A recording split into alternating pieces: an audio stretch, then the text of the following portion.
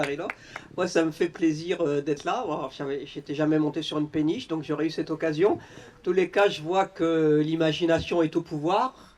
Pour les plus anciens, c'est un vieux slogan de 68, mais c'est un slogan très positif, parce que bon, on est dans une situation où effectivement, il nous faut absolument, et dans les 8 jours qui restent, mobiliser tous les électeurs qui ont voté Jean-Luc Mélenchon au premier tour de la présidentielle. Et j'ai compris que sur ces circonscriptions, les scores de Jean-Luc avaient été élevés, notamment dans certains quartiers. Et tout l'enjeu va être celui-là, c'est de convaincre ces électeurs qui se sont déplacés le 23 avril pour mettre le bulletin Jean-Luc Mélenchon, de se redéplacer le 11 juin pour mettre soit le bulletin Karine, soit le bulletin Marie-Laure, selon la circonscription, et partout en France, donc le bulletin pour les Insoumis. En précisant que, effectivement, les seuls candidats soutenus par Jean-Luc Mélenchon sont les candidats investis par la France Insoumise ou soutenus par la France Insoumise, et ça, c'est très très clair. Alors, l'enjeu est énorme, puisque vous avez vu donc le nouveau président que nous avons, Emmanuel Macron, qui est effectivement un roi de la com. Ça, de ce point de vue, on ne peut rien lui enlever. Mais si on enlève le vernis de la com derrière, on se rend compte que quand même, il y a beaucoup de problèmes. Puisque si on prend déjà rien que sur les questions de moralité, puisqu'ils nous ont quand même beaucoup raconté que c'était le renouveau et la moralité. Bon, sur la moralité, je crois qu'il va réussir à aligner un nombre assez conséquent de candidats mis en cause par la justice, entre le premier d'entre eux, Richard Ferrand, en Bretagne, son bras droit, mais y compris aussi une candidate à Saint-Denis qui est poursuivie pour avoir, et c'est vraiment là, franchement, quand même, il faut oser le faire, avoir loué un taudis de 23 mètres carrés, près de 700 € par mois, et d'avoir comme argument qu'elle n'était pas au courant, ce qui est quand même, faut le faire, parce qu'elle était propriétaire du taudis en question, que le taudis était déclaré impropre à la location par la justice. Bon. Et donc, aujourd'hui, elle est mise en cause donc, au niveau de la justice. Bon, on a un autre candidat qui, lui, a été déclaré inéligible à un autre moment. On en a un en Guadeloupe qui, tout simplement, a tenu des propos homophobes, mais à qui En Marche a maintenu la confiance. Donc voilà la réalité du renouveau de En Marche. Et je crois que par rapport à ça, par rapport à leurs candidats, c'est pas nous qui l'avons calculé, hein, c'est un média qui a calculé que 90% des candidats présentés par En Marche appartenaient à ce qu'on appelle les catégories professionnelles CSP++, ou des chefs d'entreprise. 90%. Donc ça veut dire que les députés qui vont être des députés de En Marche vont être des députés tout simplement des plus riches de ce pays. Donc ça va être presque pire que l'Assemblée sortante. C'est peu dire.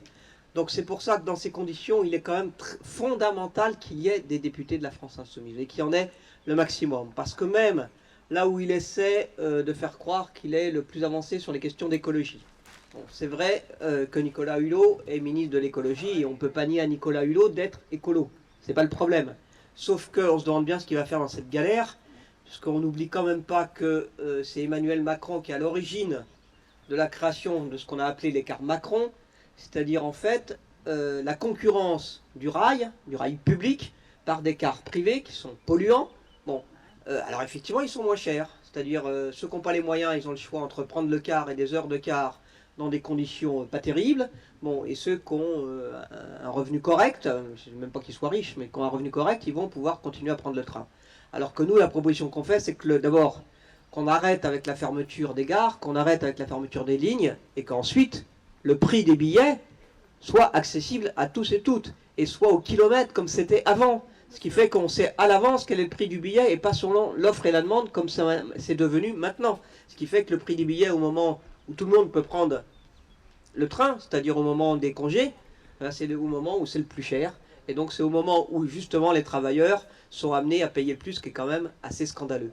Donc il y a vraiment une antinomie une opposition entre le projet porté par En Marche et donc le président de la République et son gouvernement dont il ne faut pas oublier que le Premier ministre est un ministre de droite, Édouard Philippe, qu'il a été en plus un des promoteurs du nucléaire au sein d'Areva. Il y a aussi dans le gouvernement des lobbyistes à la fois du pétrole et du gaz, donc ce qui promet pour tout ce qui est sorti justement de ces énergies qui sont les énergies qui émettent des gaz à effet de serre et qui sont donc les énergies responsables du réchauffement climatique. Donc aujourd'hui, il faut en sortir. et on a des ministres qui viennent, ou des directeurs de cabinet qui viennent de ces milieux de lobbyistes. On a la même chose au niveau de la santé, la même chose au niveau de l'agriculture, et ainsi de suite. Quand on prend tout le gouvernement, l'éducation aussi, absolument. Le fossoyeur de l'éducation nationale. Et l'éducation, la proposition, c'est des écoles autonomes, c'est-à-dire les bonnes écoles pour les riches et les mauvaises écoles pour les autres, quoi. Donc on est dans un gouvernement qui est un gouvernement totalement pour les riches, un gouvernement en plus des lobbies. Bon. Et donc par rapport à ça, il nous reste les législatives pour effectivement envoyer une autre majorité à l'Assemblée nationale, une majorité insoumise qui permette de faire une autre politique. Donc pour ça, c'est fondamental. Alors là, en plus, vous avez de la chance parce que vous avez deux femmes ultra combatives, c'est le moins qu'on puisse dire,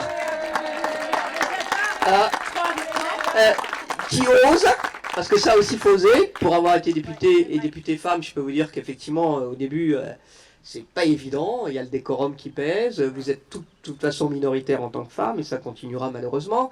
Bon, donc faut avoir vraiment la volonté de se battre, et là, bon, les deux, on s'inquiète pas, hein, bon. Et puis, je crois que c'est important, et justement encore plus par rapport au profil des candidats En Marche, c'est d'avoir des candidats et des candidates qui aient un autre profil. Alors, je vous explique. À l'Assemblée nationale, quand vous avez une discussion d'une loi sur la santé, par exemple, qui intervient, en général, ce sont des médecins, mais comme par hasard, ce sont les spécialistes ultra payés d'un certain nombre d'hôpitaux ou du secteur privé. Ce n'est pas les médecins ou des laboratoires, ce ne sont pas les médecins généralistes, ce ne sont pas les médecins du travail. Ceux-là, non, il n'y en a quasiment plus à l'Assemblée. Selon les mandats, il y a des fois où il n'y en a pas du tout, il y a des fois où il y en a un. Hein. Tous les autres, ce sont des grands spécialistes. Bon. Quand on discute agriculture, qu'est-ce qu'intervient? Ce sont les gros exploitants agricoles de la FNSEA. Mais ce ne sont jamais les petits paysans. Quand on discute code du travail, qu'est-ce qu'intervient? Non, il n'y a pas trop. Enfin, il y a Dassault, hein, où il y a les directeurs des relations humaines, comme on dit maintenant. Avant, on disait les chefs du personnel, hein, les fameux DRH. Ou bon, les patrons, les représentants du MEDEF, parce qu'il y a pas mal de représentants du MEDEF à l'Assemblée nationale. Donc voilà ce qu'on a. Donc ce serait bien. Et alors quand on discute du chômage, il n'y a personne. Hein, parce que ces gens-là, ils n'ont jamais été au chômage, les trois quarts. Enfin les trois quarts, 99%. Donc ce serait bien que cette fois-ci, on ait dans l'Assemblée nationale à la fois des députés femmes féministes combatives, des députés syndicalistes qui connaissent ce que c'est que l'entreprise, des députés qui sont engagés sur les questions du handicap, parce que ça c'est pareil. Hein. D'abord, l'Assemblée nationale, elle n'est pas accessible, hein, je suis désolé, mais l'hémicycle, il n'est pas accessible. C'est un lieu historique, alors ça se comprend d'un certain côté, mais ça pose un petit problème, c'est-à-dire que quand il suffit même que vous vous cassiez la jambe, vous ne pouvez plus aller siéger.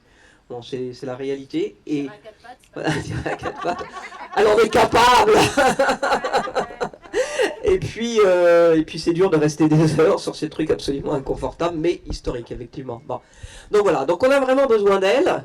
Donc c'est sur vous que ça dépend, le fait qu'elles y rentrent. Donc j'ai cru comprendre qu'il y avait des quartiers de ces deux circonscriptions qui avaient énormément voté pour Jean-Luc Mélenchon. Donc c'est 44%. Donc c'est vraiment sur ces quartiers qu'il faut mettre le paquet pour convaincre les électeurs de retourner voter. Et il vaut mieux qu'ils aient des députés et des députées femmes dynamiques, courageuses, qui vont être là, qui vont leur rendre des comptes aussi. Parce que c'est ça aussi la réalité. Il faut qu'on ait des députés qui rendent des comptes, qui écoutent. Parce que, si vous voulez, les députés, bon, ils font la loi. Mais pour faire la loi, ils ne sont pas omniscients, les députés. Ils ne peuvent pas tout connaître, c'est impossible. Bon, donc pour savoir à un moment donné sur une loi ce qu'il faut défendre ou ce qu'il faut refuser, la meilleure méthode, c'est d'écouter 1. Les réseaux associatifs, 2. Les syndicats et 3. Les citoyens. Parce qu'à partir de ce que vivent les citoyens au quotidien, les lois vont être meilleures si ça vient justement de députés qui eux aussi viennent de ce milieu-là. Quand vous avez des députés qui n'ont jamais eu de problème dans leur vie, ils vont dire des absurdités. De bonne foi, le comble. Hein. Juste pour vous donner un exemple, je veux dire, ça ne les gêne pas, par exemple, de dire, si un chômeur ne va pas chercher sa lettre recommandée, il faut qu'on lui mette une amende parce qu'il faut le responsabiliser. Quand vous lui expliquez que quand vous êtes dans la mouise, la lettre recommandée, justement, vous n'allez pas la chercher parce que vous savez que c'est forcément une mauvaise nouvelle, ça leur vient même pas l'idée, quoi. C'est même pas de la mauvaise volonté, c'est qu'ils n'ont jamais vécu ce genre de situation. Donc on a vraiment besoin de députés qui viennent du peuple, tout simplement. Et la France insoumise, la bataille qu'on est en train de mener, les 8 jours qui restent, c'est pour avoir des députés du peuple face à des députés des riches. Et c'est ça, pour ça qu'il faut vraiment mettre toutes nos forces pour les derniers 8 jours et avoir à la fois Karine, à la fois Marie-Laure et bien d'autres candidates et candidats, parce que c'est comme ça qu'on pourra faire de meilleures lois. Voilà.